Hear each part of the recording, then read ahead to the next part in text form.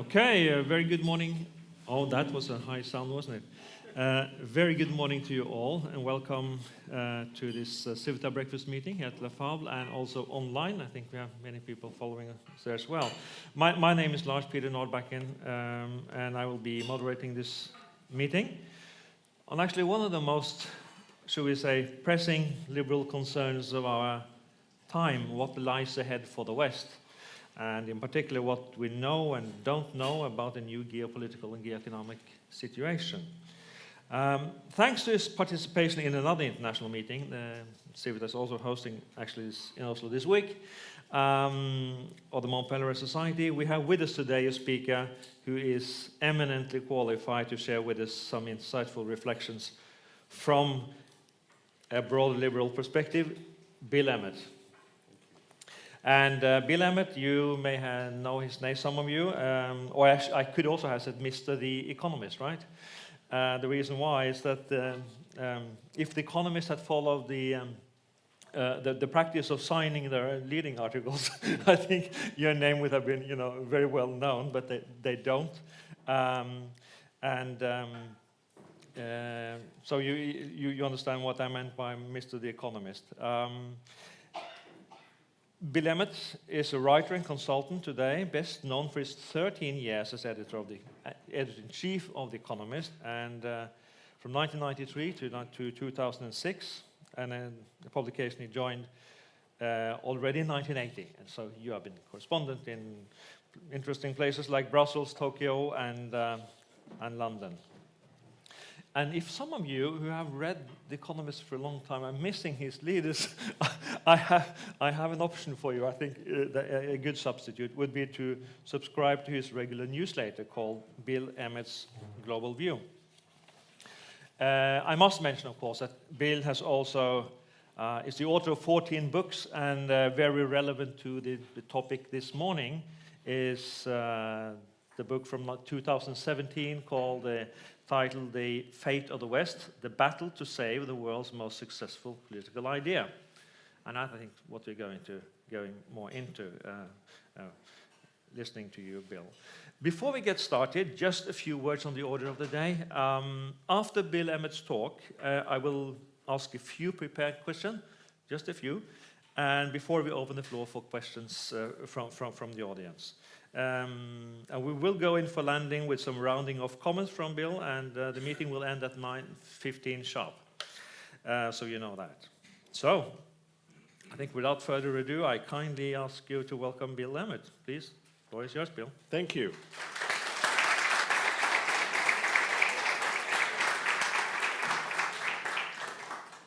Well, thank you very, very much, Lars Peter, and thank you to all for welcoming me so warmly. It's wonderful to be here and to be asked to be the cabaret at this wonderful breakfast. My task is to talk about the geopolitical and geoeconomic situation.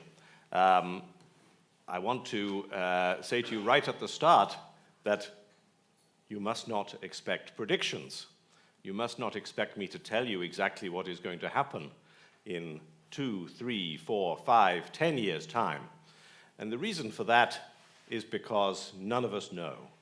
The framing reality that we need to accept, I believe, and understand is that we always live in eras of uncertainty, but the current time of world affairs can fairly be described as a period of radical uncertainty. What do I mean by radical uncertainty? I mean that although plenty of things have happened that have been predictable, nobody actually knew whether or when they were going to happen. There was no way to make a calculation about whether America was going to reject the multilateral institutions that it had spent more than half a century building after 1945, until Donald Trump arrived in the White House and set about trying to destroy as many multilateral institutions or undermine them as he could. Bill Gates predicted that we would have pandemics. so did plenty of other people, predicted that among the risks that we had to think about were global spreads of viruses, like we'd seen from SARS in the early 2000s and the Middle East respiratory syndrome a few years later. But actually, and of course, many national security strategies and documents of countries, of many countries, big and small, around the world, had included the risk of a pandemic among the dangers that they were warning against. But there was no actual way to predict that there would be a pandemic starting in 2020, or even during this decade. It was predicted, but essentially unpredictable. Perhaps you might say that Vladimir Putin's decision to invade Ukraine could have been foreseen in a better way than was the case of the pandemic or the election of Donald Trump and his assault on the international multilateral order, given that Putin had started his invasion really in 2014. But nevertheless, actually, very few people predicted it, even up until February the 1st of this year.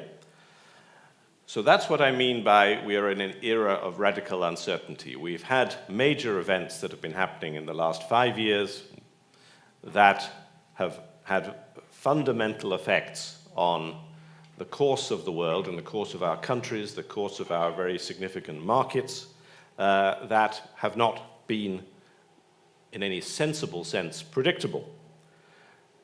So what do we conclude from that?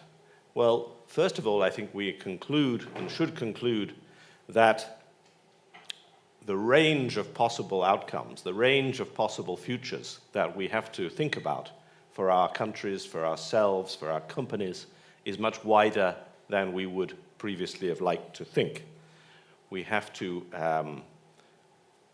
make scenarios in our thinking about a pretty wide range of possible futures. Secondly, we have to accept that prediction really isn't a very useful game, even though in every posture that we make in our lives, about education, about buying houses, about investing in companies, we have embedded predictions in those. But really, prediction is greatly overrated. Actually, when I was at The Economist, I always tried to resist publishing economic forecasts because I never believed that they were worth the paper they were printed on. But nevertheless, I think we've seen recently that skepticism was justified. So we cannot predict. We can prepare. We can make ourselves more adaptable. We can invest in our learning ability.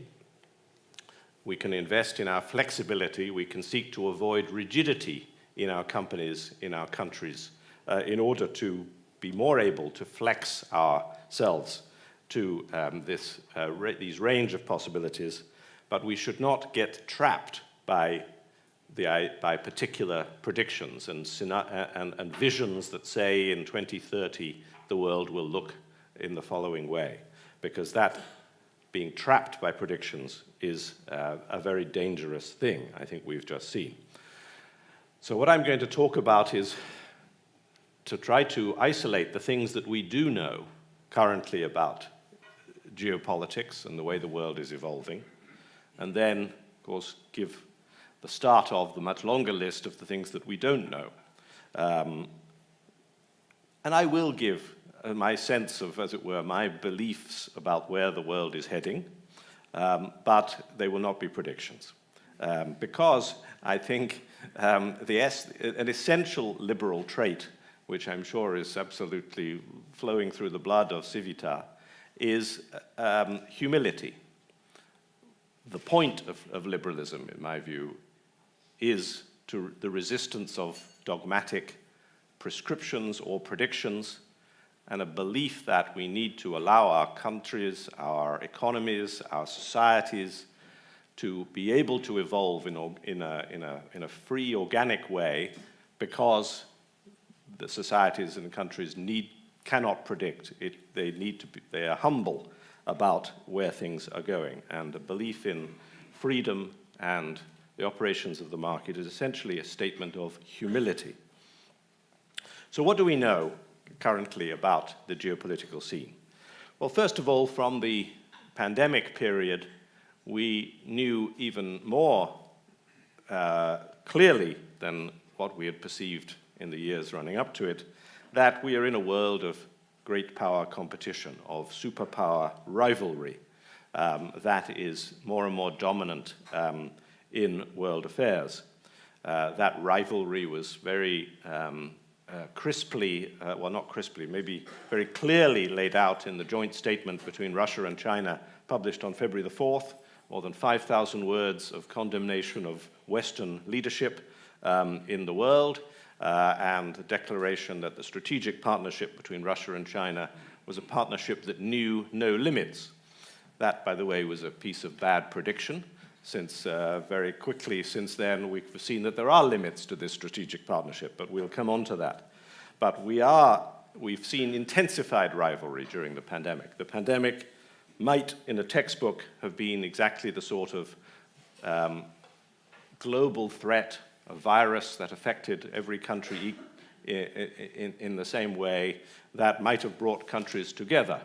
It's said that Ronald Reagan and Mikhail Gorbachev, walking in the woods in Reykjavik, Reagan said to Gorbachev, "Yes, I know that we're deadly enemies, but if there was an invasion from Mars, we would be on the same side, wouldn't we, Mikhail?" He might have said, if there was a virus that went around the world, we'd be on the same side. Well, it turned out that we weren't on the same side with regard to this virus. Secondly, as a consequence of that great power competition, I think we can see that from the point of view of really certainly Russia, China, and the United States, we're also in a period of what we could call superpower exceptionalism. That while all the superpowers, or at least China and the United States especially, pay lip service to the idea of international rules, international institutions, it's very clear in their behavior and their attitudes that those rules are for other countries and not for them.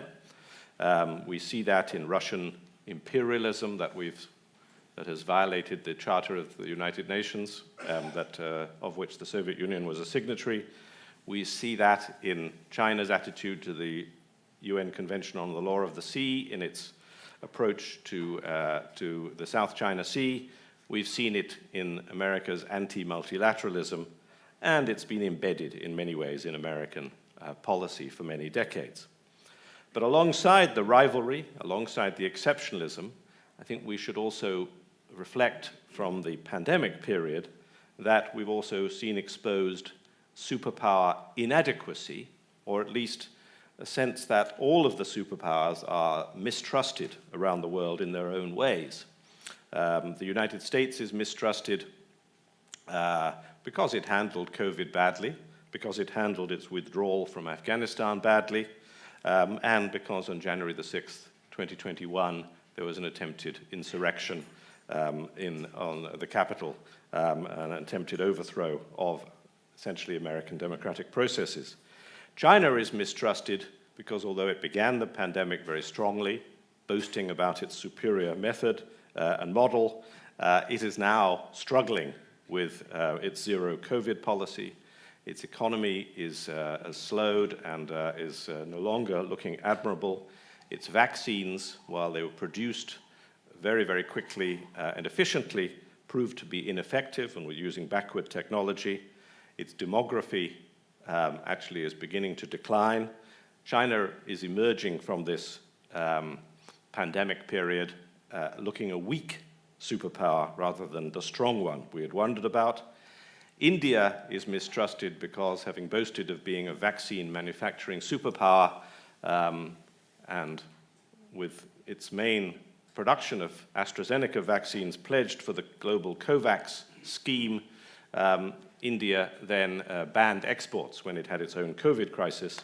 And meanwhile, it has a policy, as it were, against any values, but rather what in Indian foreign policy circles is called not non-alignment, but all alignment. You're a member of every club that you can find if you're India. The European Union is mistrusted because it's still very bad at making decisions, which we can see currently in its debate about energy policy, with Germany going its own way on energy policy. It did emerge from the pandemic having produced its first mutual debt, its first really big mutual spending plan, the EU non-governmental next generation fund. So it showed an effectiveness, but nevertheless is not seen as a respectable, powerful power. And of course, we know about Russia, which also had a very poor COVID with a very high level of excess deaths.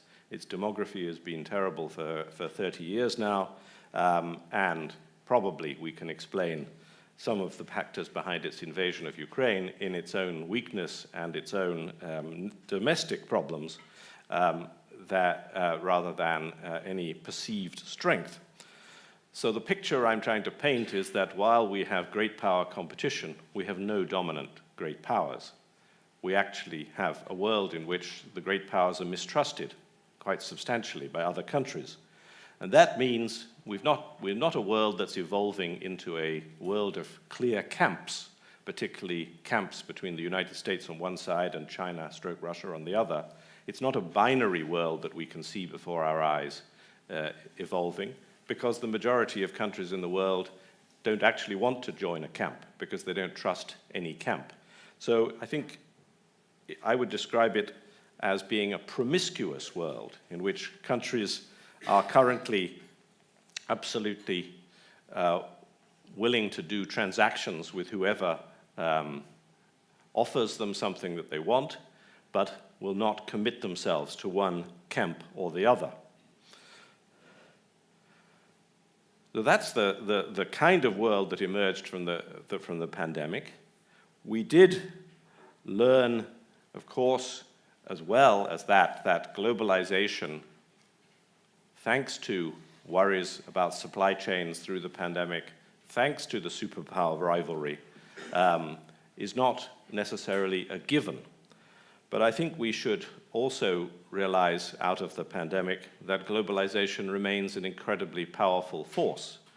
The success of producing vaccines with advanced technology in record time and distributing between the Chinese and the Western vaccines 12 billion doses within 12 months was, as it were, the greatest triumph of globalization that we've ever seen. Globalization is reshaping, and globalization especially is reshaping in the face of political tensions. So where are we heading in these phenomena? I think the things we know are essentially those geopolitical phenomena that I've described. We may think we know that we're now in a world of structural inflation. We may think we know that we're in a world of globalization under threat, but I want to say that we don't actually know that. We know that today and tomorrow we have high inflation. We know that today and tomorrow we have challenges to globalization, but we must remain pretty open-minded about how that is going to evolve going forward, because there are too many unknowns that are actually the background to the inflation, to the globalization, to the future of international institutions. Let me, in my remaining minutes, just summarize the things I think we don't know that are particularly important. First of all, I think a big factor that we don't know is how the politics in and around China are going to evolve. Is the issue of selling technology, doing business transactions, exchanging intellectual property with China going to become further politicized and more toxic in the capitals of Europe and North America? Or do we see a limit to that isolation of China? And similarly, on the Chinese side, is China going to seek to retreat more fully into its own world, or does China perceive interests in remaining pretty fully integrated? We really don't know that. Secondly, crucially, what is China's leadership reaction to its own economic difficulties, to its current period of decline, economically and societally? You can interpret that decline as making it less likely that China will attempt a military intervention, an invasion of Taiwan, on the basis that it's too weak to do it and that it's too vulnerable. Or you can interpret China's current weakness as suggesting that time is not, after all, on China's side. And if China wants to recapture, reunify with Taiwan, it better get on with it now before it becomes weaker still and the odds shift against it. And that absolutely is a fulcral, a pivotal unknown. We don't know, and we absolutely can see this on a daily basis in the headlines and in the newspapers, whether Russia will use nuclear weapons in this conflict in Ukraine. We can see that Ukraine is gaining the upper hand. We can see a path, I think, to Russian probably total defeat in this conflict, but certainly considerable defeat in this conflict. But we don't know if they will use nuclear weapons, and it is very hard then to game in our minds what the consequences of a use of even a low-yield tactical nuclear weapon, which will probably be roughly as powerful as the Hiroshima bomb, would be in international affairs and in the way in which countries arrange with each other. We also don't know how Russia will emerge post-Ukraine. Regardless, we can have a prediction in our minds about the way the war is going, but then what is the implications of that for Russia's place in the world and Russia's place in the world economy? I think that is a genuinely huge and unknown question. It also lies behind our predictions about what energy markets are going to do. Is this a 6-month crisis that Europe is currently going through that's obviously produced the high prices that are benefiting Norway, but are causing crises in industry around the world and households around the world? Or is it a 3-year crisis? That is absolutely an uncertainty. Because we don't know how Russia will emerge and what will happen to energy supply after the war in Ukraine. And then the final huge unknown is, I think, the United States. Will the United States remain a fully functioning democracy? I can feel optimistic about the midterm elections next month, that the Democrats will retain control of the Senate, which will prevent a complete, if you like, political warfare taking place, and that this will then produce some trimming of the Trumpite, in fact, anti-democratic forces on the Republican side of American politics. But what does that really mean for 2024? What does it mean for the positioning of these forces into the future? Will the US remain the leading country of the West? I genuinely don't know. I do feel intrinsically optimistic. I feel, as Lars Peder was saying to me, like Karl Popper on the way here, I have a duty to be optimistic. We all have a duty to be optimistic. But we also must, and I believe in the strengths of the West and the strengths of liberalism and the flexibility that we have shown during the pandemic and during the war in Ukraine, a tremendous adaptability, a tremendous learning ability, but we need to be realistic about what the threats are. And we are in an age of radical uncertainty. We have to be humble about our real predictions about the future. And therefore, although I don't want to leave you gloomy, I need to leave you realistic. Thank you for listening, ladies and gentlemen. I look forward to your questions. Thank you.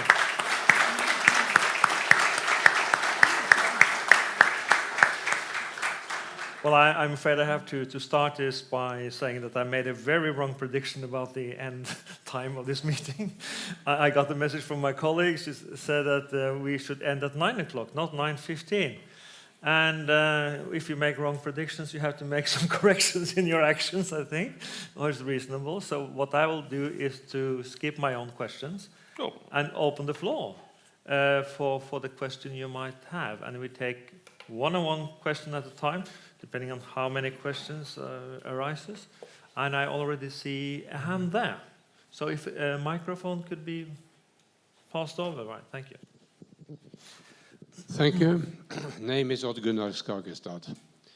I thoroughly enjoyed listening to your, let's say, reflections on the uselessness of making predictions. That's actually the main theme of my next book, which is appearing next month. But I also enjoyed listening to your, let's say, reflections on the knowns and unknowns of the future. I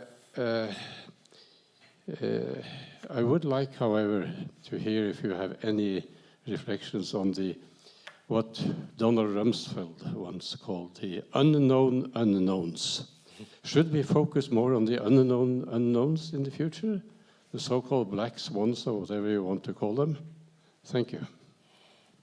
Thank you. All right. I mean, my answer to that is yes, although we don't know what they are by definition from Mr. Rumsfeld's statement.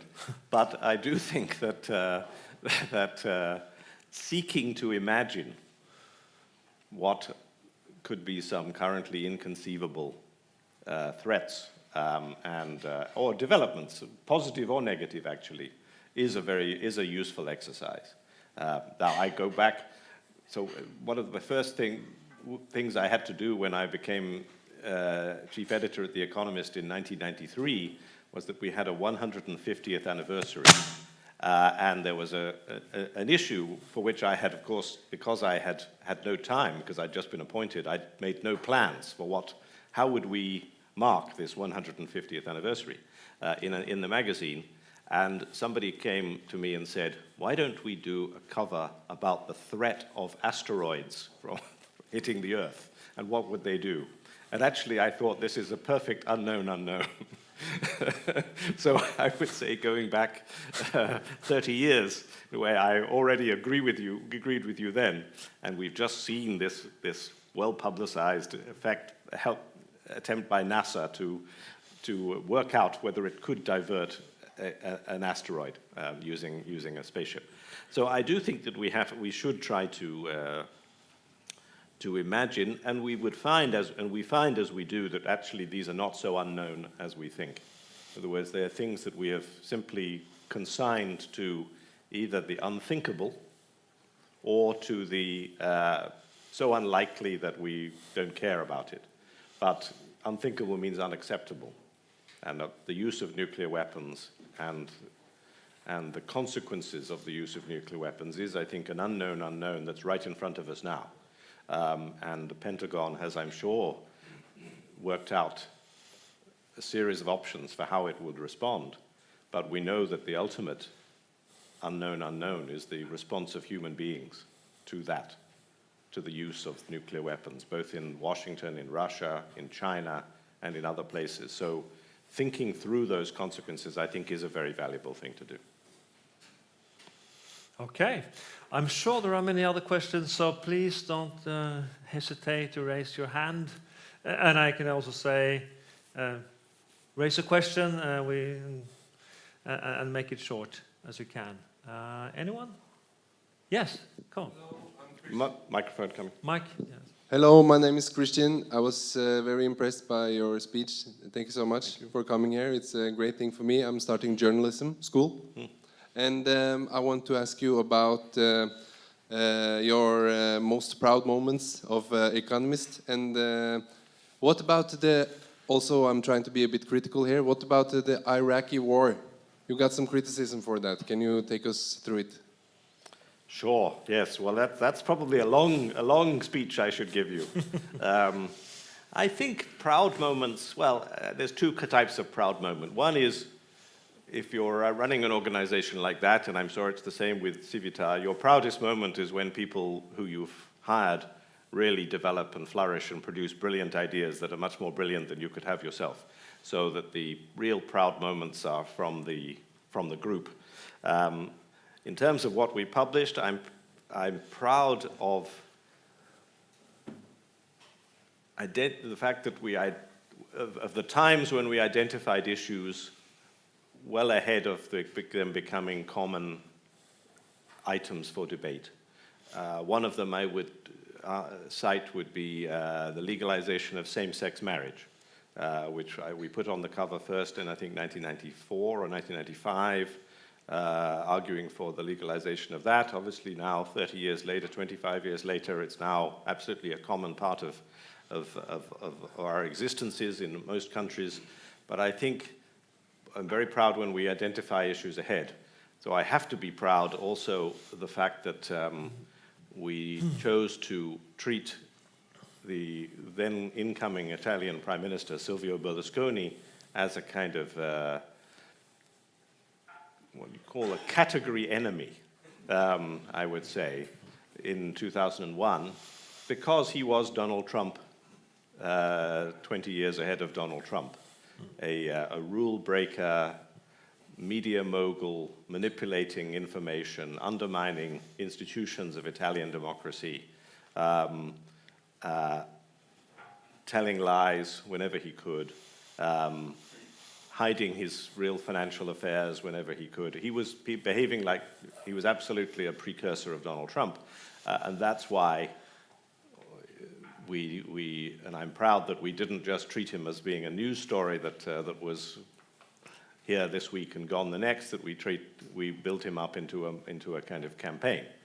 Now, as a result, I've been given one of my best lines that I can use in speeches, which is that he described in response that the magazine, The Economist, was in fact the e-communist, and one of his newspapers, his brother's newspaper, Il Giornale, put my picture on the front page of Il Giornale and said, look, it is the e-communist because the editor looks like Lenin. So in some ways it was a kind of enjoyable conflict, if you like. So I think I'm quite proud of that. I've been reflecting, how proud should I be in 1994, also saying that the monarchy, the British monarchy, was an idea whose time had passed, and making the magazine were in favor of republicanism and the abolition of the monarchy, saying there should be a referendum when there's a succession. I noticed that my successor, but one, who's now the editor-in-chief, did not pursue this 2 weeks ago when the Queen died, and has decided that she doesn't want to remind readers of this position by her disreputable predecessor. But actually, I do think it was the right idea, the right position. I think that monarchy is actually, in the British context, especially, at least in the way it's expressed, actually a damaging force, and that in particular there's a huge constitutional problem exposed by the lack of power of the monarch in Britain, and the lack of, therefore, of checks and balances on the British government in our system, because we don't have a written constitution. We rely on conventions, and Boris Johnson, as our Prime Minister in the last 3 years, showed that those conventions are not powerful enough and that there's no check on him. So I do think that we have a problem with our head of state. So I feel proud of that, even though my successor, but one, decided not to highlight this fact in the magazine, I think understandably. So on the Iraq War, I would say that on the basis of the situation at the time, we took a decision to support the Iraq War on the basis partly of the intelligence that seemed to be around about the existence of weapons of mass destruction in Iraq, but mainly on the basis that the status quo was very damaging as well. That that there was a damaging and in some ways deadly situation in that part of the Arab world that needed some form of if you like, intervention, or at least on a humanitarian grounds as well as other grounds. and therefore that tipped the balance towards supporting the war. Now, I think in retrospect, clearly, and as I wrote this in my final editorial in 2006, in retrospect, the traditional position of a liberal publication like The Economist, which is to doubt government and expect that government will fail as often as it succeeds, should have led me to be more skeptical and more doubting about how the United States-led coalition, which was particularly, obviously America and Britain principally, would behave in Iraq and what they would do and the consequences of it. And I think that we were insufficiently skeptical about that, and therefore I was to blame with that. So I do regret the form of support that we gave to the Iraq War and the implicit prediction that was in that form of support about what would be the consequences of that invasion. And therefore I violated, in a way, my don't predict statement today, because I think that was a misjudgment about how prepared the United States was to embrace the consequences of what it was contemplating doing. So I think we were wrong. Was I influenced? I was possibly influenced by having been in New York on the day of 9/11 2 years before, and maybe emotionally I felt, in a way, part of that. Not because I was on Wall Street, but rather because it was just there, an incredibly shocking event. Maybe that contributed to my misjudgment. I don't know. But I do certainly think it was a misjudgment, and the one has to reflect on one's past misjudgments. Okay. Thank you. And I think next now I have Mathilde Fasting, my colleague, and another question from the behind afterwards. Please. Yes, my name is Mathilde Fasting, and I work for Civita. I read The Economist a couple of weeks ago, and Charlemagne, one of the commentators, he brought in Norway in his column, and also the energy question, and you touched upon it just briefly. And could you just elaborate a little about how the energy situation in Europe, and especially the things that Charlemagne mentioned in his column a couple of weeks ago, saying that Norway was risking something by selling energy and earning money on the war going on in Europe. So the relationship between The Economist, Europe, and Norway and energy. Well, I suppose the first thing I should say is that I no longer bear any responsibility for what The Economist writes. I'm a shareholder, but I'm not involved. And the author Stanley Pignal, who's a French national, but so on, it's his second time in Brussels, I think, and he's a very good guy. But nevertheless, I have no responsibility for that. The energy situation, well, first of all, I think one can say quite positively that the situation now, as we are in October, looks a lot better than most people would have predicted in March, April, or May. In other words, European countries, European consumers and producers, which Norway, I think, is prominent in that, have proved much more flexible and adaptable than might have been feared at the time. Flexible and adaptable at finding new suppliers of gas and oil, especially, at managing consumption to a degree, but not very substantially yet, at building storage, therefore, at acquiring floating LNG terminals and so forth. So Italy and Germany in particular have actually adapted sort of surprisingly well. So how optimistic am I about the energy crisis? Well, one thing that we learned during the pandemic about the Western economies is that they have tremendous fiscal resources, and that the use of those fiscal resources in an emergency can be very, very powerful. So I think that in terms of managing the winter of 2022 to 2023, in the consuming nations of Europe, which include the UK in that, the fiscal resources are there and are now being deployed. There's still argument about it, still not quite clear how that's going to be used, but will the current energy crisis cause either a social or an economic catastrophe in Europe? I think no, because we have the fiscal resources to manage that. That then will produce consequences, because the public debts that we've run up during the pandemic and that we are now adding to after a brief period of reduction in the rebound of 2021, we are now adding to again. We're adding to at a time when borrowing costs are rising, whereas previously they were at historically record lows. So the possibility of serious economic and social consequences in 23, 24, 25 has to be considered to have risen, because this is a time of inflation, because it's the time of rising interest rates, because debt service costs on these emergency packages are increasing. So we can definitely get through this emergency reasonably successfully, but there will be social consequences, there will be further ramifications in the management of public finances. What do I think about energy producers? I think it's a market. I think you have to.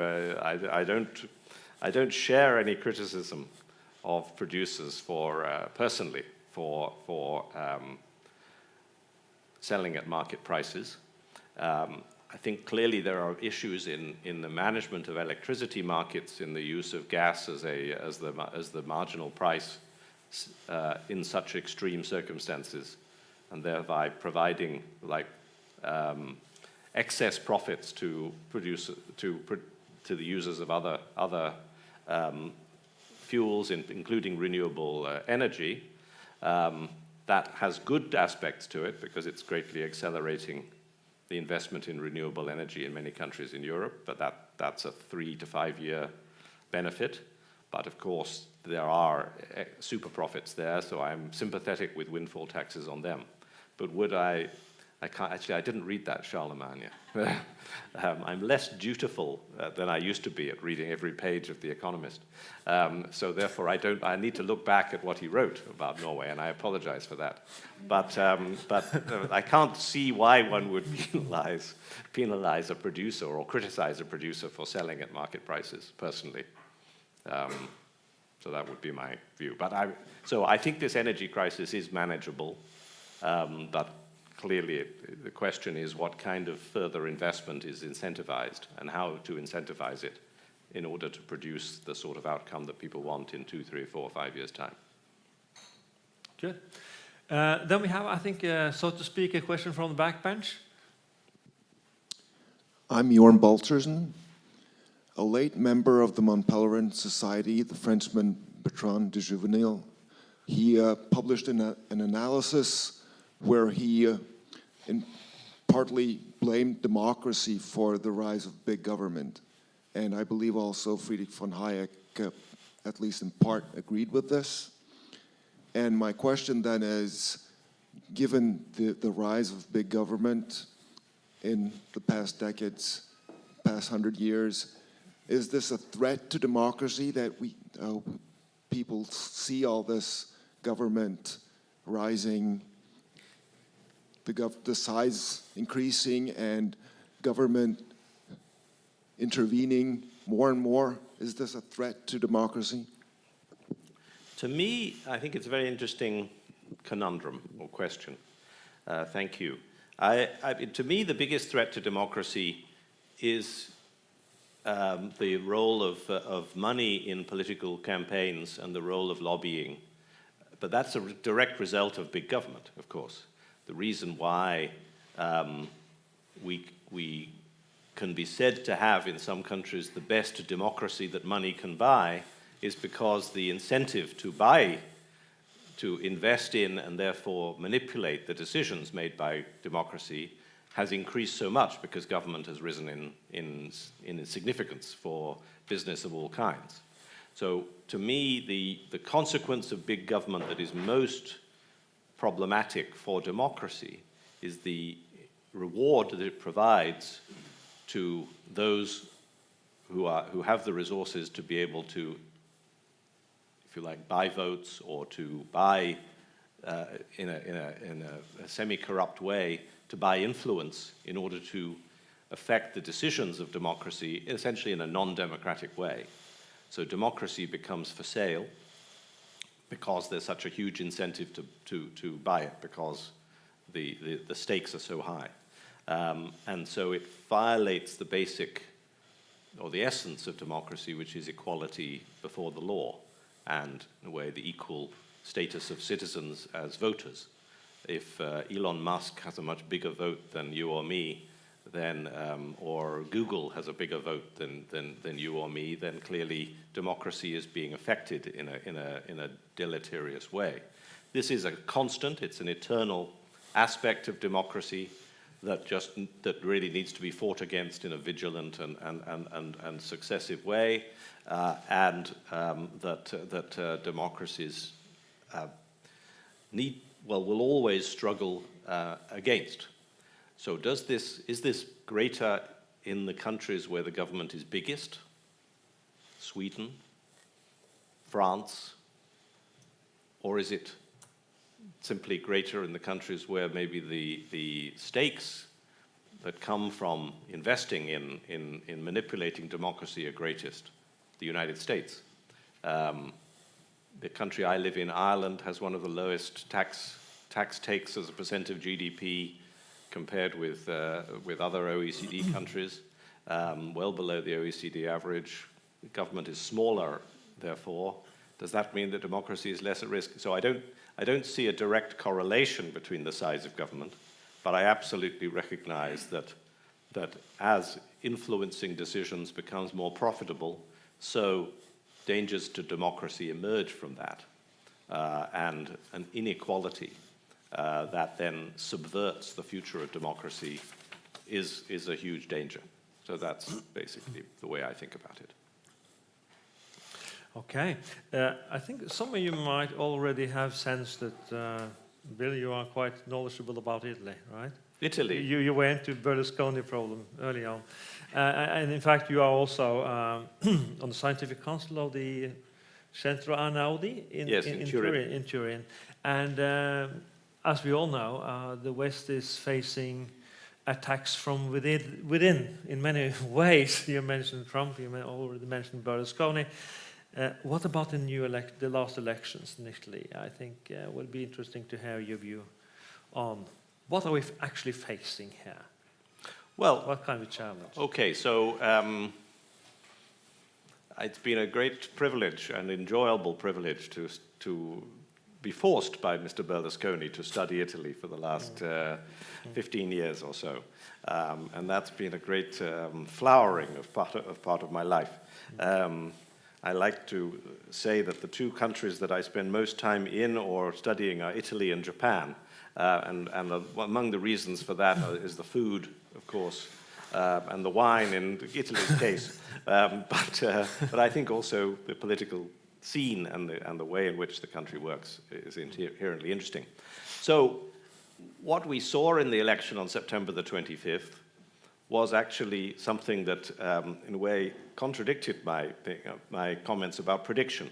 This was the most predictable result of an election that I can remember, in some ways. It had been predicted by opinion polls for 2 years. What changed in the opinion polls was only the balance between the parties in the right-wing coalition. The fact that the right-wing coalition were going to win this election, more likely than not, was clear for the last 2 years. Why was that? Actually, it's part of the normal swinging of the pendulum of democratic politics. Since 2011, Italy has had a series of governments which have essentially been center or center-left. Two of them have been run by non-politicians, by Mario Monti and Mario Draghi, so-called technocratic governments. The rest have been run or dominated by parties of the left and center, so there was a natural swing to the right coming. So highly predictable.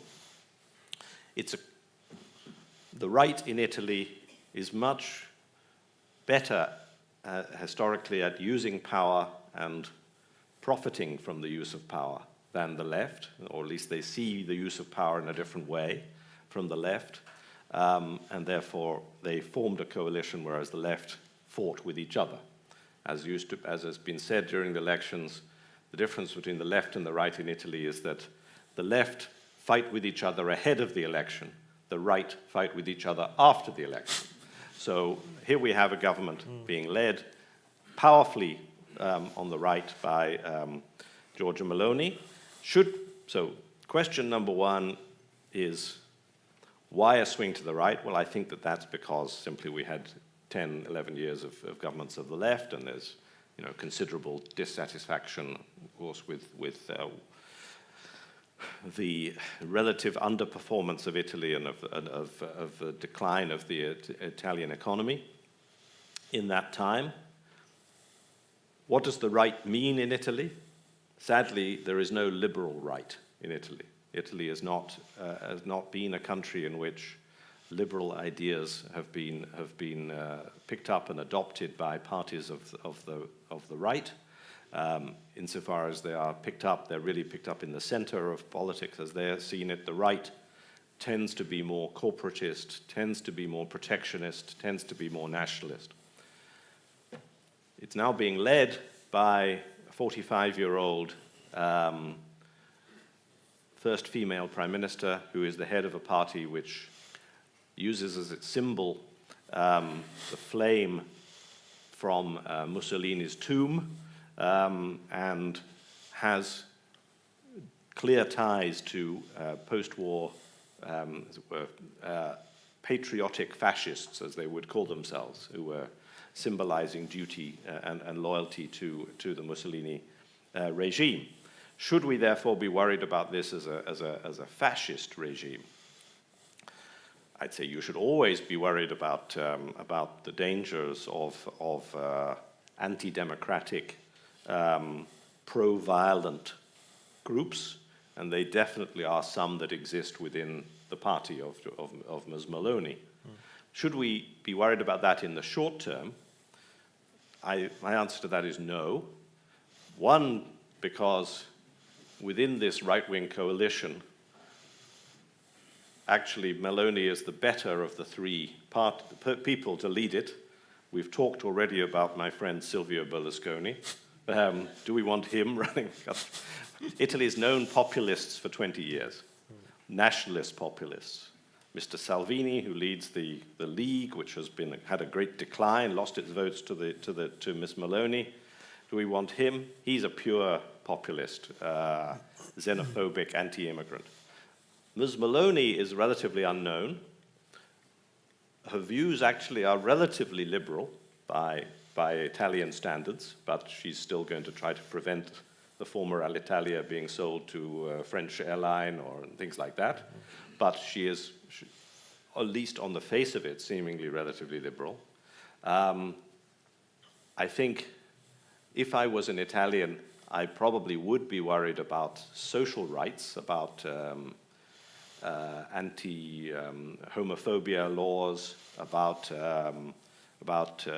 same-sex marriage. I might be worried about abortion, although she's an interesting figure as someone who symbolizes a view for family values, which she does, because she's a mother of a daughter who has not married the father of the daughter. She's living in as it were, a non-traditional family.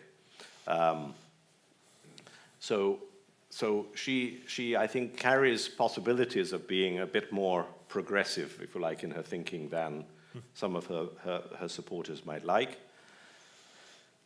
And most particularly, Italy is now in what you can describe as the benign straitjacket of the European Union Next Generation funds, of which Italy is receiving 190 billion euros over 5 years.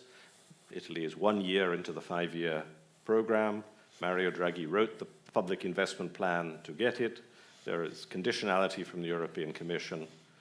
Will this new right-wing government decide to pick a fight with the providers of the remaining 150 billion euros, or will they decide to say thank you very much and we'd like that money, please? I think we can bet that the second will be the likelier, at least short-term decision. So I think that Italy will have some shift away from progressive social policy, some move to a more conservative position, but the anti-migration position has been well established for 20 years, so there's not going to be any real change there. The big questions are about economic policy. I think it's pretty unlikely that she's going to be radical on economic policy, but we wait to see who she appoints in her government and how it evolves. But I'm much more optimistic with her, funnily enough, than I would be with either Berlusconi or Salvini. So the three members of this coalition, she's the best of the three. We'll see where she goes. Yes. And upon that cautionary note, I will we take another question, please. The microphone.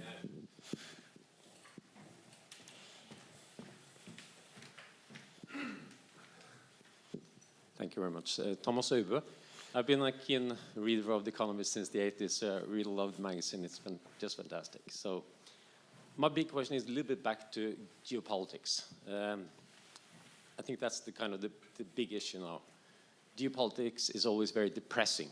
It's always kind of no solution. We had a period, end of history, Fukuyama, it was globalization and liberal democracies were winning, and now we are on the other way. What's the end game? I know you're not making predictions, but what would you like to be an end game? Well, I mean, I suppose my first answer is, why do you expect an end game? Why you think that we're going to move into a new steady state? I don't think so. I think that the nature of geopolitics, especially in an era of global economic development, and therefore of an increased dispersion of economic power around the world, which then brings with it a dispersion of technological power, means that I think that the balancing between the various powers is going to go on throughout this century. I don't see why there should be an end game. Secondly, if there were to be a new settled state, my worry is that that could only happen if you had essentially an agreement between the United States and China to, in a way, carve up the world between them. And where would we, Norway, the European Union, the United Kingdom, where would we fit into that? How would we be affected by that? Is that a world that we want to see, a world in which the two superpowers decide that in order to avoid fighting one another, they decide to make agreements between one another? Why would we expect the US to make agreements that take into account our interests? I'm not sure that that's a world which I think would be a steady state. I think it could be actually an undesirable end game. But clearly, how does that play out? I don't know.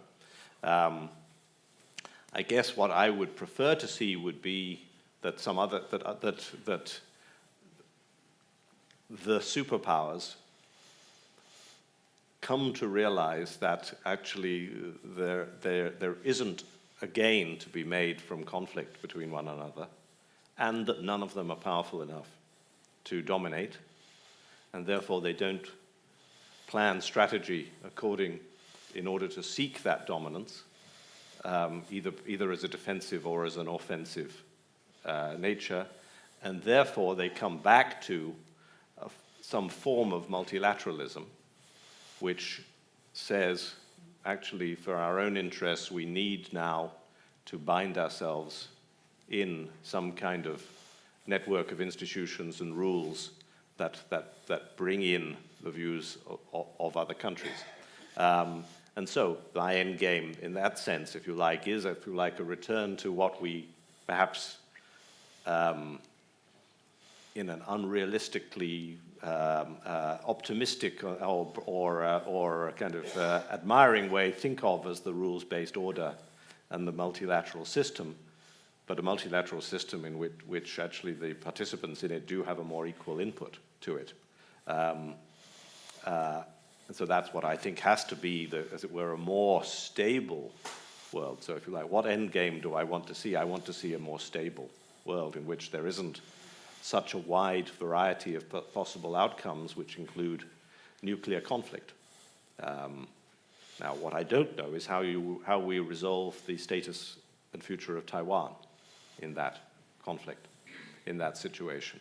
So that there are a lot of things that are very hard to set up. But essentially, the situation of Taiwan is that thanks to the decision by the United States not to recognize the People's Republic of China in the 1950s and to keep Taiwan as being the supposed representative of China in the Security Council of the United Nations and as being part of, as it were, a supposed one China policy, this now means that 60, 70 years later, we have an unstable equilibrium. We don't have a country that's evolved into a satisfactorily independent sovereign state.